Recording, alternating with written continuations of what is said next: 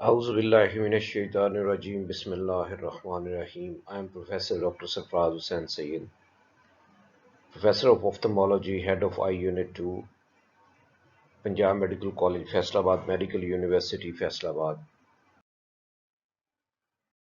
Today we are going to discuss the viral keratitis, and in this session, the herpes simplex viral keratitis.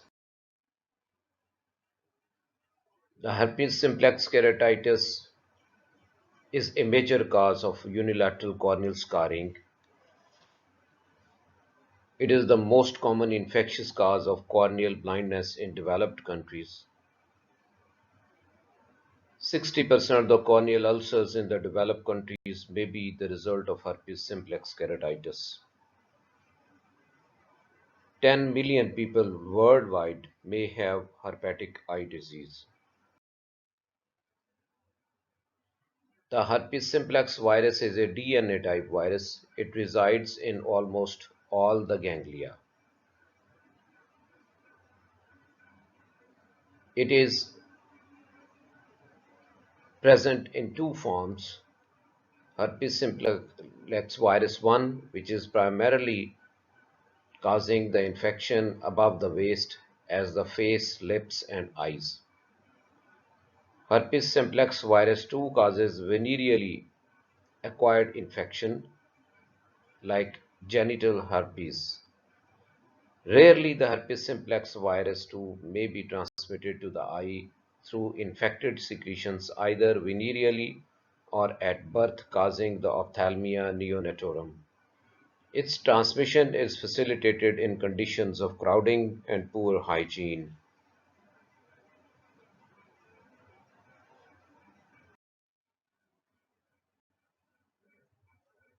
There are two modes of infection.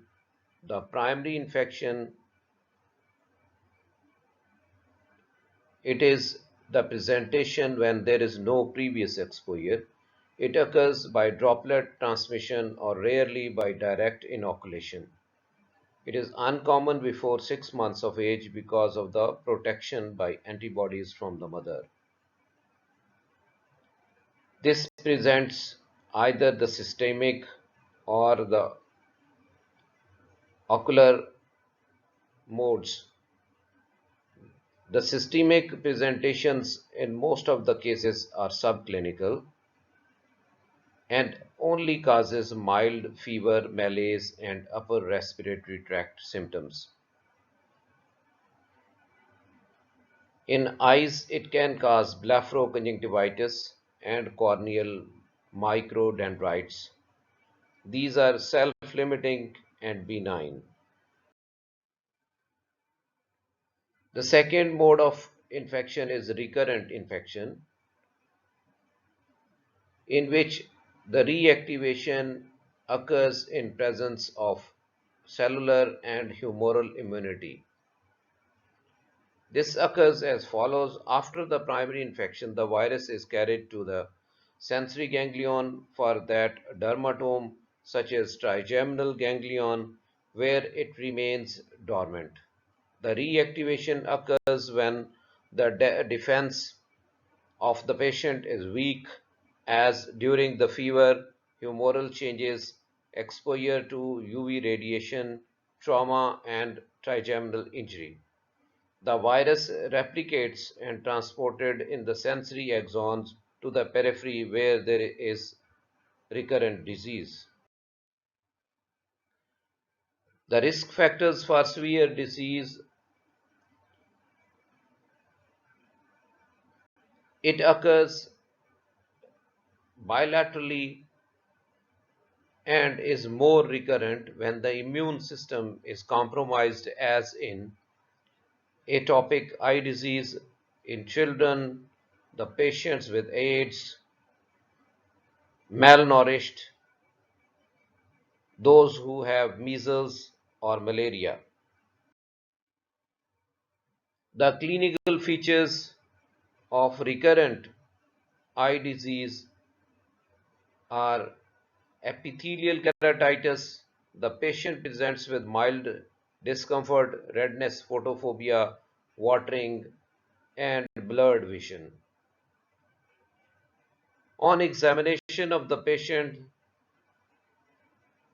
the cornea shows opaque epithelial cells arranged in a coarse punctate or stellate pattern.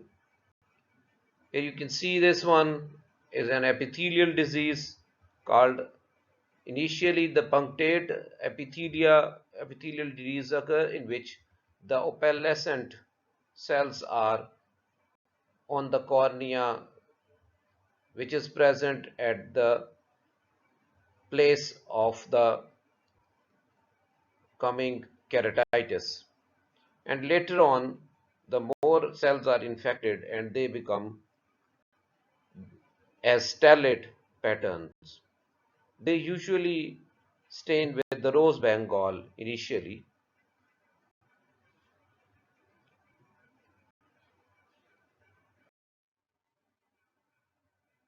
When these cells they are dead, they are shed off, and a specific pattern called dendritic ulcer takes its place. This is a linear branching ulcer, mostly centrally located. The beds of the ulcer stains with the fluorescein, the virus-laden cells at margin stain with the rose bengal. This is the dendritic ulcer you can see there.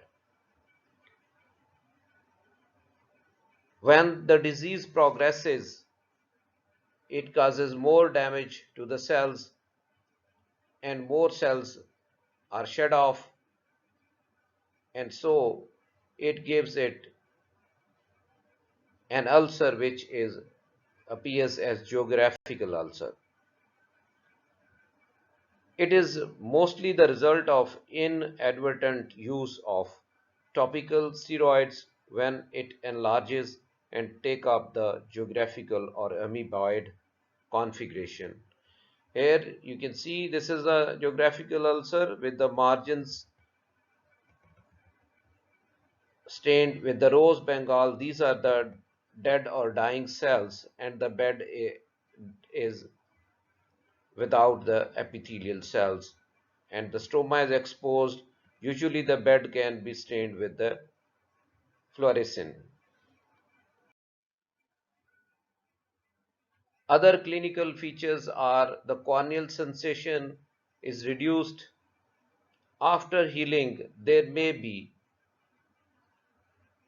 punctate epithelial erosion, and these must be differentiated from active lesions, and subepithelial scarring may occur. Here you can see this one, the subepithelial haze here. So this must be differentiated from the active disease. The diagnosis is usually clinical. No investigations are required, but we can do a culture on a tissue or cells, or we can send the material or scrape for the PCR. The differential diagnosis is from the herpes zoster keratitis, healing corneal aberrations, pseudodendrites, acanthamoeba keratitis, and toxic keratopathies. The treatment is with antiviral diseases drugs. Purine or pyrimidine analogues are used, which are incorporated to form abnormal viral DNA. Idoxuridine and vidarabine ARA-A. These are more toxic but cheaper. Trifluridine and acyclovir have low toxicity, and the acyclovir can be used systemically. Both are active against herpes simplex 1 and 2. Acyclovir 3% ointment is prescribed 5 times a day and can be given up to the 60 days without much toxicity. It penetrates intact epithelium, stroma, and endothelium and achieves therapeutic levels in aqueous humor. So it is effective in all types of keratitis. Debridement may be used for dendritic and not in the geographical ulcer. It is performed by wiping the corneal surface with sterile cellulose sponge 2 mm beyond the edge of the corneal ulcer. It reduces the sick cells and prevent adjacent healthy cells from virus. Also, it reduces the antigenic load for stomal disease to occur. Signs of toxicity of the topical antivirals are superficial punctate erosions, follicular conjunctivitis, and punctal occlusion. The other form of herpes simplex keratitis is disciform keratitis. The exact etiology is controversial. It may be herpes simplex infection or keratocytes, endothelium, or hypersensitivity reaction to the viral antigen in the cornea. A past history of dendritic ulcer is not always present. Clinical features: the patient presents with blurred vision, pain, halos around light. On examination on slit lamp, a localized central or eccentric zone of epithelial stromal endothelial edema with a keratic precipitates can be seen. There are also sometimes the folds in the decimus membrane, and we can see the vessely ring, which is a immune ring around the disciform keratitis because of the immune mediated cellular response. Here you can see this one. There is epithelial edema and stromal haze, and also the endothelial edema. The whole, all of the three layers are involved in there.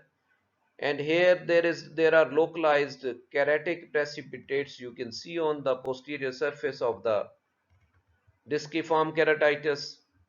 And here you can see the central area of the keratic precipitates with a halo around. This is called Wesley ring. Later on, when there is a long-standing disciform keratitis which is not treated, the patient can get a permanent corneal stromal scarring with endothelial damage, and there may be a vascularization of the area. The disciform keratitis needs to be treated very aggressively because it can leave a scar, corneal scarring.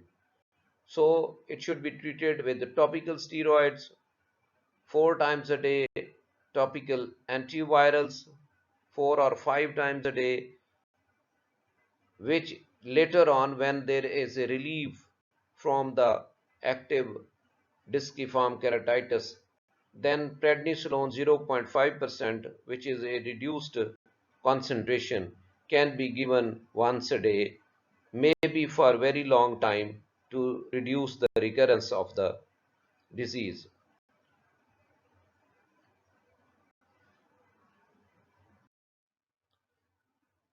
The other presentation of herpes simplex keratitis is stromal necrotic keratitis. It is an immunologically mediated stromal inflammation where the immunologically competent cells like lymphocytes, antigen presenting cells, and polymorphonuclear neutrophils mediate tissue destruction while clearing the virus.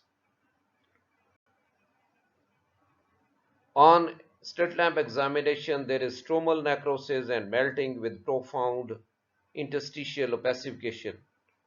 There is associated anterior uveitis with keratic precipitates deeper to the stromal involvement.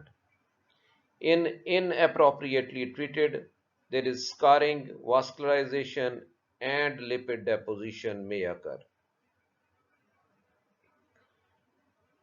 This may also be due to the secondary microbial infection. This should be noted. The treatment of stromal necrotizing keratitis is to non-preserved tear substitute. Eye drops should be used. Topical steroids, topical antibiotics for superadded bacterial infections. If in doubt, we can use the topical antivirals when there is a doubt of direct viral activity. The third presentation of the herpes simplex keratitis is metaherpetic ulceration. This is caused by the failure of re-epithelialization resulting from the devitalization of the stroma and epithelial toxicity rather than the viral replication. It appears as non-healing epithelial defect after prolonged topical treatment. The stromal ulceration and opacification is also present here. The treatment of metaherpetic disease is to reduce the toxic eye drops with preservatives. Non-preserved lubricating drops should be used. There should be minimal topical steroids. The bandage contact lenses should be applied to improve the healing, and if it is not healing, then temporary tarsorrhaphy may be performed, which after the healing occurs may be opened again. Prophylactically, oral acyclovir 400 milligram twice a day can reduce the rate of recurrent epithelial and stromal keratitis. The complications of herpes simplex viral keratitis is secondary infection because of the bacteria or fungi, secondary glaucoma in cases of disciform keratitis, and when there is a stromal involvement and there is tuberculitis, and when using the long-term steroid can cause steroid-induced glaucoma.